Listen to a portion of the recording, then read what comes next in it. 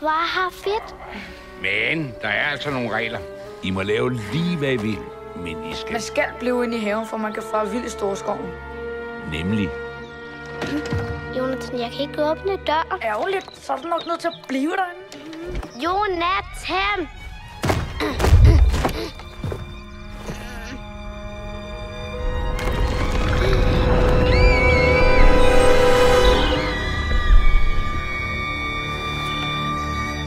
Sofie?